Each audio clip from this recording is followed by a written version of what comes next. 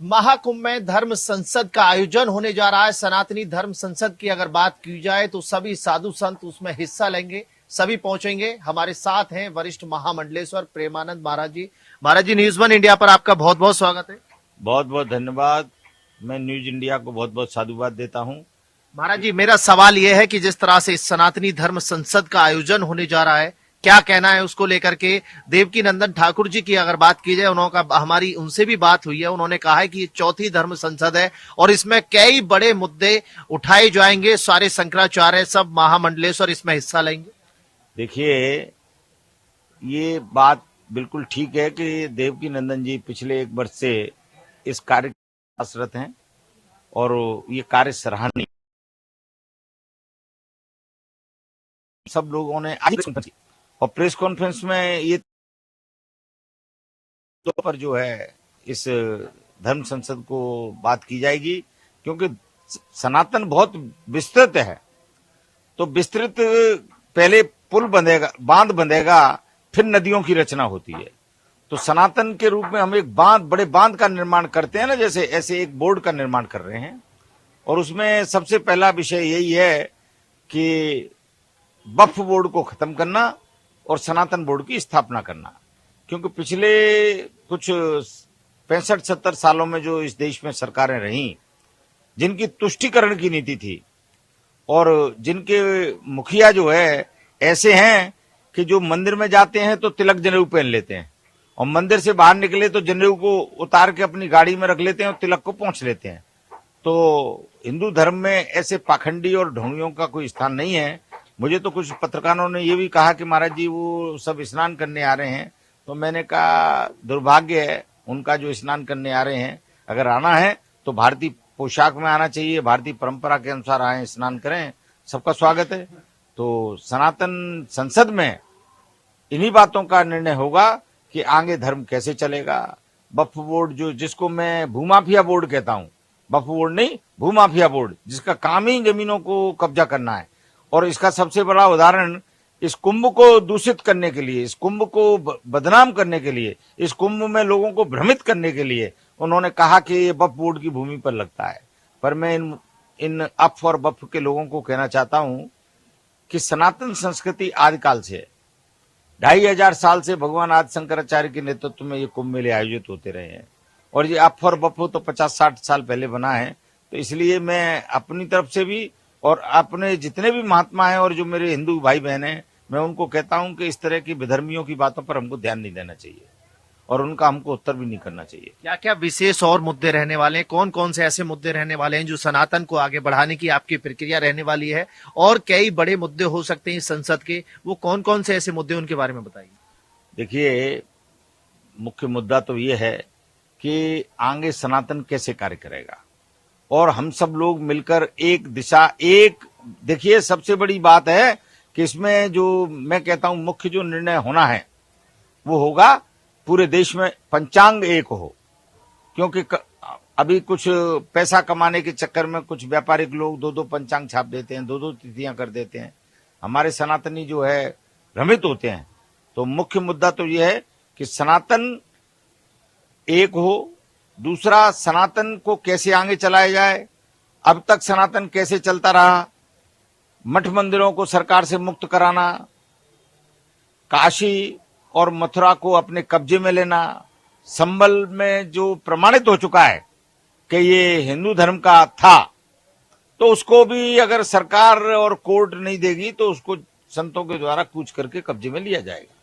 तो ये सब हमारे धर्म को बचाने के लिए, धर्म को सुरक्षित करने के लिए ऐसे ही सब बिंदु जो है इस सनातन धर्म संसद में है। और बाकी जो विस्तृत एजेंडा है वो 27 जनवरी को आपको सबको मालूम पड़ जाएगा। महाराज जी, कई विपक्ष के बड़े नेता कहते हैं कि हर मस्जिद में मंदिर ना ढूंढा जाए, क्या लगता, या कई अलग अलग जगहों पर, अयोध्या जैसी जगह पर जिस तरह से मंदिर का यहाँ पर कली प्राण प्रतिष्ठा थी और उत्तर प्रदेश की पूरी कैबिनेट आपके यहाँ पर संगम में मौजूद थी, आस्था की डुबकी लगाई, क्या कहना है? मंदिर में मस्जिद ना ढूंढी जाए, मंदिर और मस्जिद में मंदिर ना ढूंढा जाए। देखिए, जो प्रश्न आप कर रहे हैं मैं उनका नाम नहीं लेना चाहता, परंतु उनके बारे में ये सब बातें मुझे लगता है कि आप लोगों ने सुनी है। जिस व्यक्ति की सांस में ही राष्ट्र हो, उस व्यक्ति के लिए क्या कहना। और रही बात कल कैबिनेट की, तो कैबिनेट की भी कई लोगों ने आलोचना की है, क्योंकि उनका काम ही आलोचना है।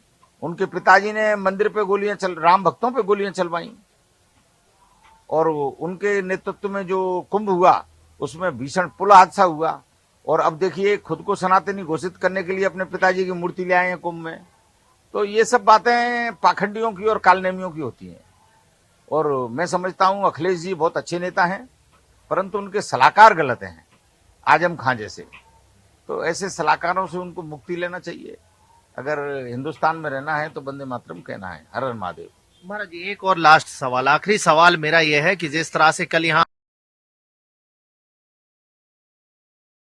मुख्यमंत्री पहुंचे के साथ दोनों उप मुख्यमंत्री मौजूद,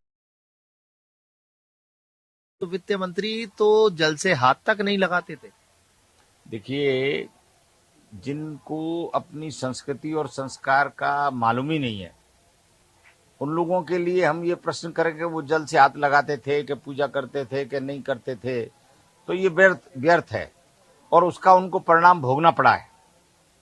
आज उनको कहना चाहिए 14 में परिणाम भोगना पड़ा, 19 में परिणाम भोगना पड़ा, 24 में परिणाम भोगना पड़ा, और मैं समझता हूं कि 29 में भी उनको परिणाम भोगना पड़ेगा, क्योंकि ये हिंदू राष्ट्र है, भारतवर्ष है, और यहाँ की आत्मा श्री राम है।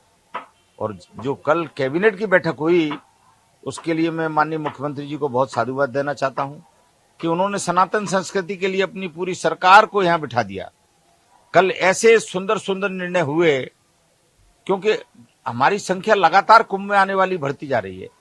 अभी तक पिछली सरकारों में मैंने देखा, क्योंकि मेरी सरकार के संग हमेशा से भागता रहती है, तो मैंने देखा कि फाइलें यहाँ बनती थी, फिर लखनऊ जाती थी, फिर संभागायुक्त के यहाँ जाती थी, बड़ी चक्कर लगते थे। परंतु कल अब उनको मालूम है, माननीय मुख्यमंत्री जी को, कि बहुत सारे लोग संख्या बढ़ रही है, तो खाद्यान्न का कोटा बढ़ाना पड़ेगा, राशन का कोटा बढ़ाना पड़ेगा, लकड़ी का कोटा बढ़ाना पड़ेगा, गैस का कोटा बढ़ाना पड़ेगा, केरोसिन का कोटा बढ़ाना पड़ेगा, पानी की व्यवस्था अतिरिक्त करनी पड़ेगी। तो ये सब बातें कोई हवा में नहीं हो जाती, इनके लिए कि व्यवस्थापन के रूप में एक बैठक करनी पड़ती है। तो ऐसे बहुत सारे मुद्दे हैं जिन पर कल बैठक हुई, जिससे कोई साधु संत और कोई सनातनी भूखा ना जाए, किसी को असुविधा ना हो। अरे ये सब खाद्यान्न प्रोवाइड करने की बात तो छोड़िए, मैं कहता हूं कि इतनी बड़ी संख्या हो जाएगी तो उसका रूट क्या रहेगा। और सबसे बड़ी बात, हम साधु संतों से सबसे चर्चा हुई कि आपके खालसे में कितने लोग किस तरफ से आएंगे, पूर्व से आएंगे, पश्चिम से आएंगे, उत्तर से आएंगे, दक्षिण से आएंगे, तो ये कोई दुर्घटना ना घटे। किस क्षेत्र में कितनी व्यवस्था है जहां से वो घुमा के हम लोगों को लेके आएंगे।